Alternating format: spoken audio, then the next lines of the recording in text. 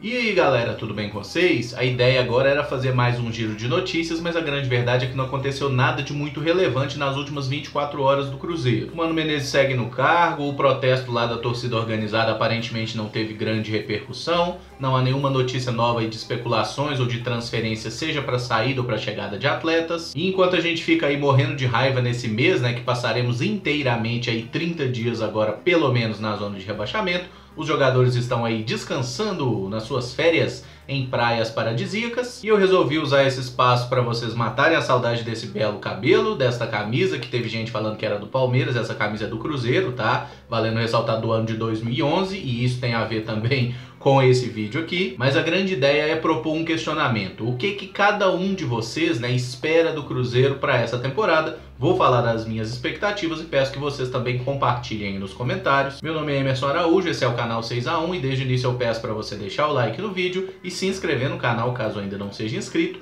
Lembrando que o vídeo tem o patrocínio do OneFootball, que é o maior aplicativo sobre futebol do planeta, com mais de 20 milhões de downloads. Ele é totalmente gratuito, está disponível tanto para Android quanto para iOS, e o link para você baixá-lo está aqui na descrição do vídeo, beleza? Minha expectativa para 2019 era que o Cruzeiro voltasse a ganhar um dos 3 grandes títulos, né? Seja a Copa do Brasil, Brasileiro ou Libertadores. Mas nesse exato momento, após 9 jogos aí sem vitória, eu diria que já fiz aqui um ajuste de expectativa, e acho que quanto mais longe a gente chegar no mata-mata e fazer uma campanha segura no Campeonato Brasileiro, metade de cima da tabela, já pode ser considerado uma boa campanha, desde que o clube inicie uma reformulação total, passando aí em uma mudança completa para o ano que vem, que envolve diretoria, comissão técnica e elenco, especialmente abrindo mão de vários medalhões e começando a usar jogadores jovens. E para ter uma ideia, né, da atual situação do Cruzeiro no Campeonato Brasileiro, a gente se encontra na zona de rebaixamento, 18º lugar na tabela após 9 rodadas disputadas.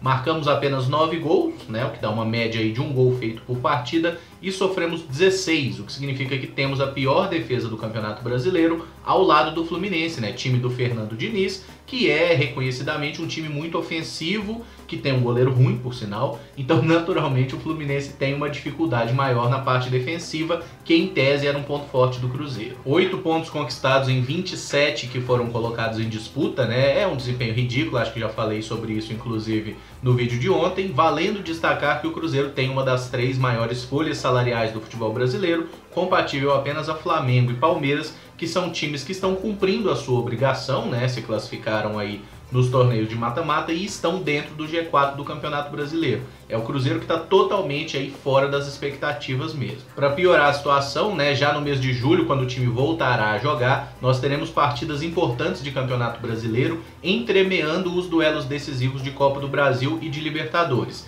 Vai ser um mês aí com 4 decisões seguidas, né, 2 primeiras quartas-feiras jogos contra o Atlético, depois 2 jogos contra o River Plate, e no meio dessas 4 partidas, 4 jogos aí de Campeonato Brasileiro, onde a gente precisa desesperadamente pontuar. E aí tem aquele detalhe, se a gente estivesse bem no Campeonato Brasileiro, poderia tranquilamente usar o melhor time disponível nos torneios de mata-mata e dar aquela poupada, né, aquela rodada no elenco no Campeonato Brasileiro. Não é o caso. E também a gente não pode poupar numa Copa do Brasil, que é um torneio que, pelo fato da gente ter ganho nos 2 últimos anos, seria entre os 3 o mais dispensável, mas não dá para poupar porque, além da premiação ser muito importante, né, uma premiação muito forte, que o Cruzeiro precisa desesperadamente de dinheiro, tem o fato do nosso adversário ser justamente o Atlético, que é o grande rival local e é um time que a gente nunca vai aceitar perder. Por isso mesmo eu falei em um vídeo há alguns dias que o Atlético era um dos piores adversários que a gente poderia pegar agora, justamente por isso. Se o Cruzeiro cai agora frente a frente com um Palmeiras ou contra um Flamengo,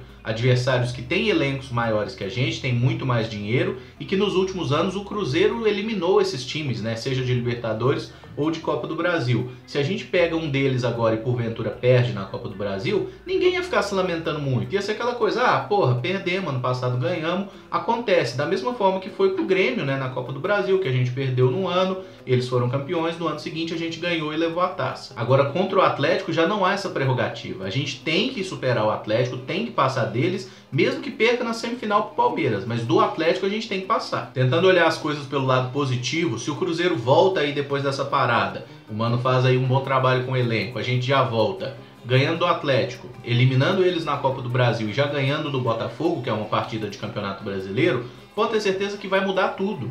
volta, né? Tudo volta, aquele otimismo, aquela coisa de acreditar no potencial do time, nos jogadores experientes e tudo mais. Vocês podem ter certeza que tudo isso que hoje a gente tá assim, farol baixo, desanimado, com 1, 2 vitórias a gente volta a se animar, porque o futebol é assim e torcedor é otário. E o maior torcedor otário que eu conheço sou eu mesmo, tá? Porque mesmo com toda a raiva que o Cruzeiro me faz, eu nunca consigo ficar sem assistir um jogo do clube, por exemplo. Então essa guinada no Campeonato Brasileiro, né, e essa coisa de passar nas fases do mata-mata é um cenário possível.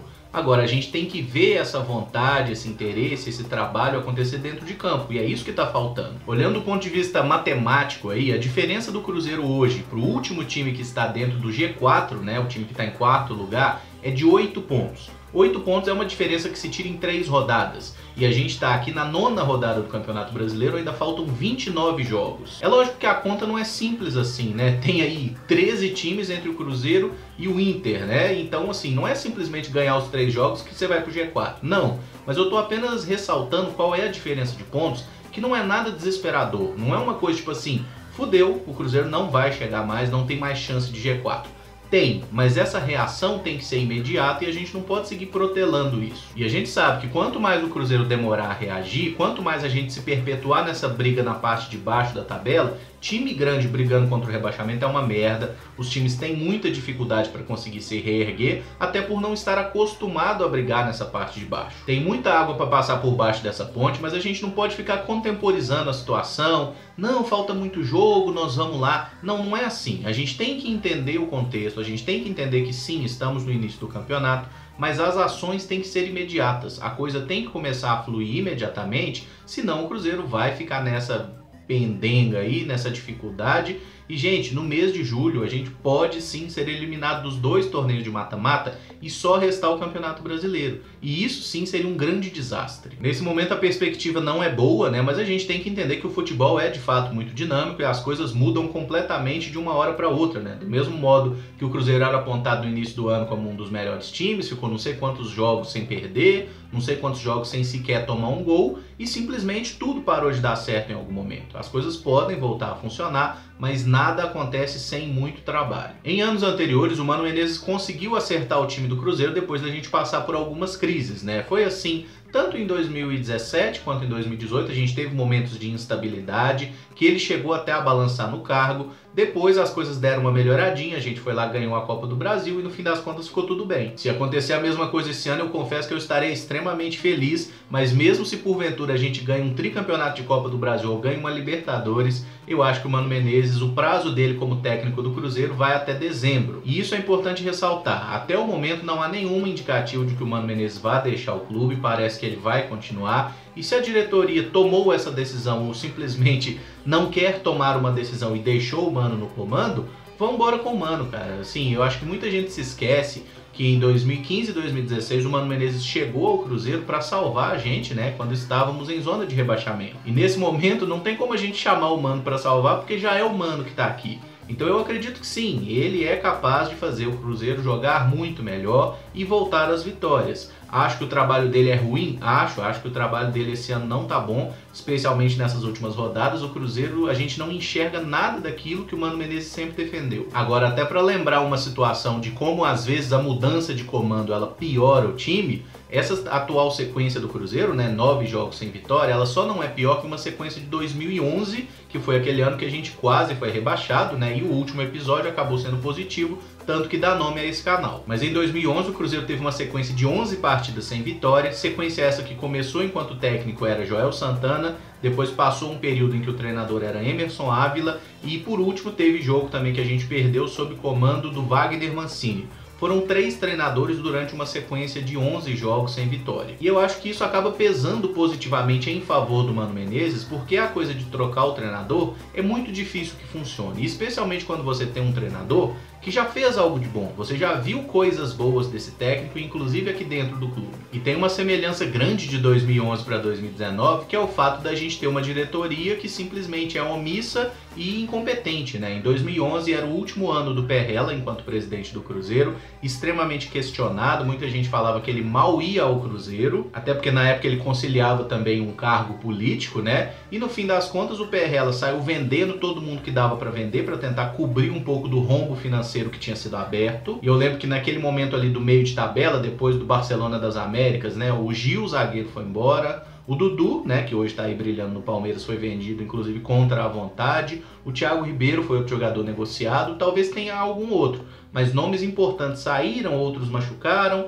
Aí o Cuca foi embora, aí trocou técnico, depois veio Joel, depois veio Emerson Ávila, veio Wagner Mancini. Foi aquela salada de merda que no final das contas quase nos deixou na segunda divisão. É público e notório que o trabalho do Mano Menezes não vem rendendo aquilo que a gente esperava, mas a gente também tem que entender que as opções que a gente enxerga no mercado, todas envolvem muito risco. E até agora eu não consigo ter de fato a certeza de que mandar o Mano Menezes embora seja a melhor solução. Eu realmente não consigo concluir isso, como eu falei até na live pós-jogo. Se o Mano fosse mandado embora eu não acharia nenhum absurdo, mas eu não consigo enxergar a situação e falar assim, é tirar o Mano que as coisas vão dar certo. Eu realmente acho que tem uma chance até maior de piorar, até por causa dessa diretoria, que a gente não consegue confiar nem na competência e nem na honestidade.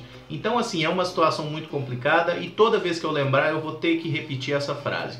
É inadmissível que o Cruzeiro siga sendo administrado por Wagner Pires, por Itair Machado e por Serginho. Esses três não podem continuar mandando no clube. Por fim, a minha expectativa é que o Cruzeiro elimine o Atlético da Copa do Brasil e inclusive uso um argumento aí de que se a gente nessa crise conseguiu tirar o Fluminense, que é um time que joga um futebol bem melhor que o do Atlético, a gente pode sim tirar o nosso maior rival. Podemos perder? Claro que podemos perder. Mas eu acho que o Cruzeiro tem totais condições e precisa tirar o Atlético. Na Libertadores eu não alimento ilusões de que a gente vai tirar o River Plate nessa draga que a gente tá. É claro que se a gente voltar bem, tira o Atlético, ganha os jogos no Brasileiro, tudo muda e a gente volta a se animar com essa possibilidade. Torço muito pra gente passar, mas nesse momento eu não consigo acreditar nessa hipótese.